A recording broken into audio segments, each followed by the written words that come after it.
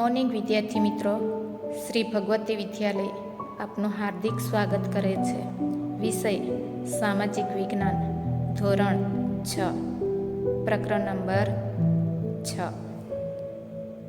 ગયા પ્રકરણમાં આપણે બુદ્ધ અને મહાવીર વિશે સમજૂતી મેળવી ચૂક્યા છે. હવે પ્રકરણ નંબર 6, મૌર્ય યુગ એટલે કે ચંદ્રગુપ્ત અને સમ્રાટ અશોક, આ બે વ્યક્તિઓ વિશે આપણે માહિતી મેળવીશું.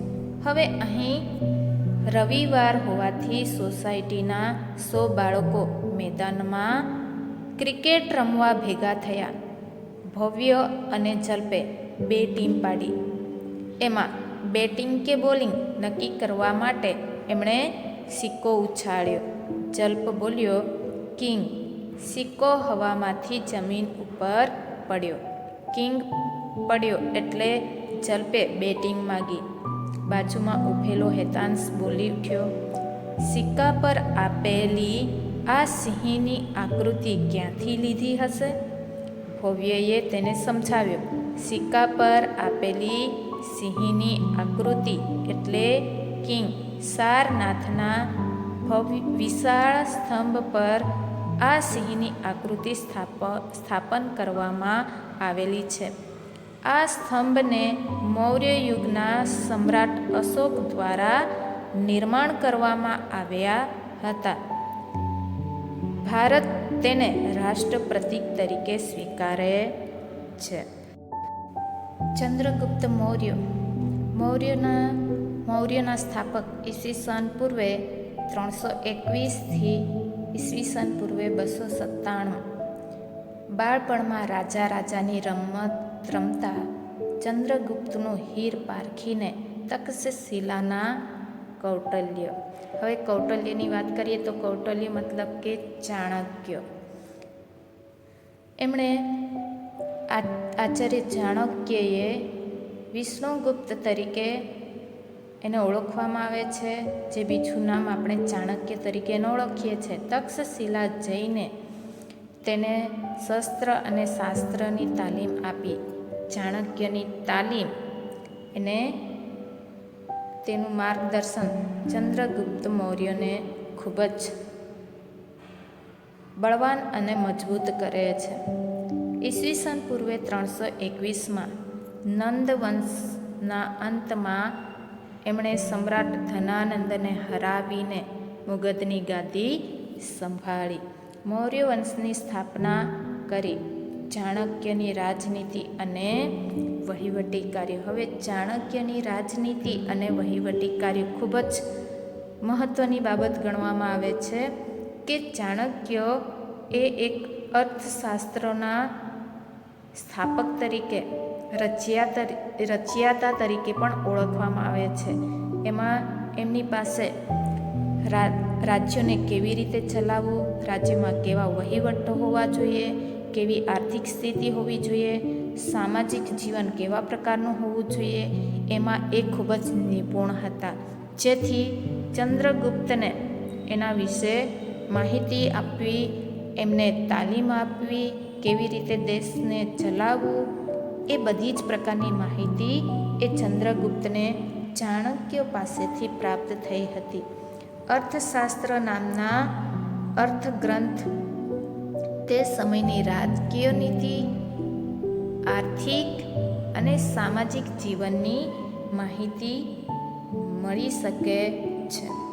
હવે ચંદ્રગુપ્તની તમામ સિદ્ધિઓ છે એ ચાણક્ય દ્વારા, એમના માર્ગદર્શન દ્વારા ઘણા જ મહત્ત્વના ભાગ ભજવે છે.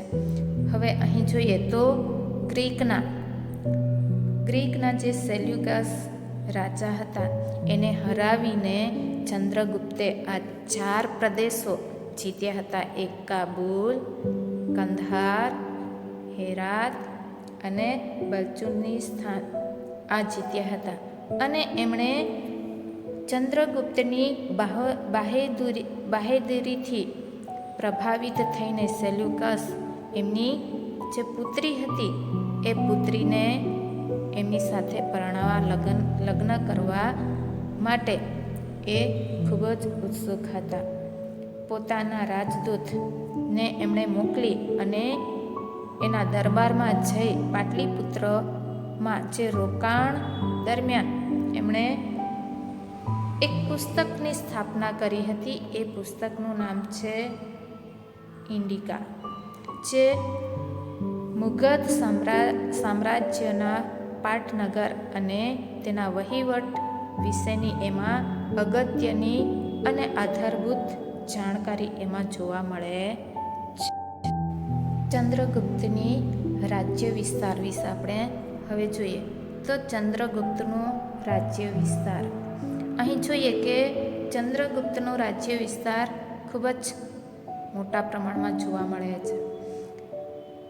ચંદ્રગુપ્ત પોતાની વીરતા અહીં એ બાબત દર્શાવી છે કે એ કેટલો મહાન હશે. વીરતા અને ચાણક્યની રાજકીય નીતિ કુશળતાથી પોતાની સત્તાનો પ્રસાર ભારતના અન્ય પ્રદેશોમાં કરી સમગ્ર ભારત પર એક સાર્વભૌમ સત્તા સ્થાપન કરી.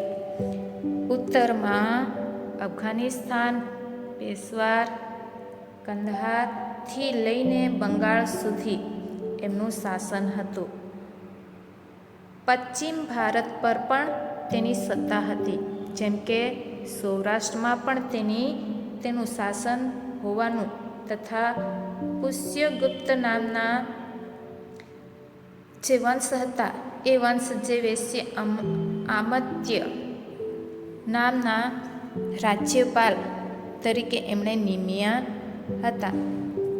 એવો આધાર અહીં આપણને જોવા મળે છે. સૌરાષ્ટ્રમાં આવેલા ગીરનગર એટલે કે અત્યારનું જૂનાગઢના નગરમાં જે ગીરનાર પર્વતમાંથી નીકળતી નદી પર એમણે બંધ બાંધી પુષ્યગુપ્તને સુદર્શન તળાવનું નિર્માણ કરેલ હતું. હવે આ જે સુદર્શન તળાવ આજે પણ એમની આપણે જૂનાગઢમાં ફરવા જઈએ છીએ ત્યારે સુદર્શન તળાવને આપણે જોઈ શકીએ છીએ, નિહાળી શકીએ છીએ અને એને આપણે જોઈ પણ શકીએ છીએ. દક્ષિણ ભારતના કોંકણ, કર્ણાટક, મહારાષ્ટ્ર વગેરે પ્રદેશ પણ મુગધ સમ્રાટનો એક ભાગ હતો, જે વાયવ્યમાં છેક પશ્ચિમ અફઘાનિસ્તાન સુધીના પ્રદેશો પર ચંદ્રગુપ્તની સત્તા હેઠળ હતા. આમ સમગ્ર ભારત પર મૌર્ય સામ્રાજ્યની સાર્વભૌમિક સત્તા પ્રવર્તાઈ. અહીં આપણે નકશામાં એ બાબત જોઈએ છે કે પાટલીપુત્ર, હવે પાટલીપુત્ર એમનું રાજ્ય હતું. પાટલીપુત્ર જેમ કે અહીં જે અનેક પ્રકારના જે મૌર્ય સામ્રાજ્યના યુગમાં મુખ્ય નગરો હતા અને એમાં અભિલેખો એમને મળેલ હતા, એ સ્થળો અહીં આપણને બતાવવામાં આવેલ છે. હવે આપણે જોઈએ ચંદ્રગુપ્તે તેના જીવનનો અંતિમ સમય જૈન મુનિ ભદ્રબાહુ સાથે મૈસૂર એટલે કે હાલમાં કર્ણાટકના શ્રવણ બેલગડામાં વિતાવ્યા હતા અને ઈસવીસન પૂર્વે 297માં તેનું મૃત્યુ થયું હતું. ચંદ્રગુપ્ત 24 વર્ષ રાજ્ય કર્યું. છેલ્લા વર્ષમાં તેણે જૈન ધર્મ અપનાવીને જૈન પુરાણોમાંથી એમની વાત મહત્વની પ્રાપ્ત થાય છે. ભારતમાં મૌર્ય વંશની સ્થાપના પહેલાંનો ઇતિહાસ એ આથી ઇતિહાસ તરીકે ઓળખવામાં આવે છે. મૌર્ય વંશની સ્થાપનાની ચોક્કસ અને આધારભૂત માહિતી એ વિવિધ સ્ત્રોતોમાંથી મળી રહે છે. ચંદ્રગુપ્ત મૌર્ય દ્વારા વિષ્ણુગુપ્ત એટલે કે ચાણક્યની મદદથી સ્થાપવામાં આવેલું મૌર્ય સામ્રાજ્ય ભારતનું પ્રથમ ઐતિહાસિક સામ્રાજ્ય કહેવામાં આવે છે. મૌર્ય વંશની જાણકારી મેળવવાના સ્ત્રોતો: અર્થશાસ્ત્રો, ઇન્ડિકા, દીપવંશ અને મહાવંશ એવા નાટકો જે એમના લેખકો છે. તો અર્થશાસ્ત્રો એ આચાર્ય વિષ્ણુગુપ્ત, ચાણક્ય અથવા તો કૌટિલ્યએ લખેલો છે. ઇન્ડિકા તો મેગ્નેસ્થાન જે ગ્રીકના રાજા હતા એમણે લખ્યું હતું. દીપવંશ અને મહાવંશ એ બૌદ્ધ ગ્રંથમાંથી પ્રાપ્ત થાય છે. અને ચોથું કે નાટક એટલે કે વિશાખાદત્તમાંથી એ પ્રાપ્ત થાય છે. આ ઉપરાંત મૌર્ય સમ્રાટોએ કોતરેલા શિલાલેખો, સ્તંભલેખો, ગુફાલેખો, સ્તૂપો, વિહારો વગેરેમાંથી પણ ઐતિહાસિક માહિતી પ્રાપ્ત થઈ શકે છે. GTR એટલે કે ગ્રાન્ડ ટ્રંક રોડ એશિયા ખંડનો સૌથી જૂનો અને લાંબો મુખ્ય રોડ છે. આ રોડનું નિર્માણ સૌપ્રથમ ચંદ્રગુપ્ત મૌર્યના સમયમાં થયું હતું. તે તામ્રલિપિ થઈને તક્ષશિલા અને તક્ષશિલાથી મધ્ય એશિયાને જોડતો હતો. તે સમયે ગંગાના મેદાનોથી એ ગંગાધાર સુધી આ રોડ વિસ્તરાયેલો હતો. શેર શાહ સૂરીએ પોતાના શાસનકાળમાં આ રોડનું પુનઃનિર્માણ કરાવ્યું હતું. અંગ્રેજ શાસનકાળ દરમિયાન ડેલહાઉસીએ કોલકાતાથી પેશવાર સુધી આ રોડનું નિર્માણ કરાવ્યું હતું. વર્તમાન સમયમાં આ રોડ દિલ્હીથી કલકત્તા સુધીના રાષ્ટ્રીય ધોરીમાર્ગથી ઓળખાય છે. સમ્રાટ અશોકનો પુત્ર હવે બિંદુસાર ઈસવીસન પૂર્વે 297થી ઈસવીસન પૂર્વે 273 સુધીનો સમયગાળો. ચંદ્રગુપ્તના અવસાન બાદ તેનો પુત્ર બિંદુસાર મુગધની ગાદીએ આવ્યો. પિતા ચંદ્રગુપ્ત તરફથી વારસામાં મળેલું વિશાળ સામ્રાજ્ય યથાવત રાખવી અને તેની ભેટ પુત્ર અશોકને આપી એ જ બિંદુસારની મોટામાં મોટી સિદ્ધિ ગણાય છે. બિંદુસારના શાસનમાં રાજકુમાર સુસીમની તક્ષશિલાના અને રાજકુમાર અશોકની અવંતીના એટલે કે રાજ્યપાલ તરીકે નિમણૂક થઈ હતી. સુસીમના સમયમાં તક્ષશિલામાં થયેલ બળવાને એ નિયંત્રિત કરવામાં તે નિષ્ફળ રહ્યો. જ્યારે અશોકે આ કાર્ય સફળતાપૂર્વક પાર પાડી બળવો દબાવી દીધો.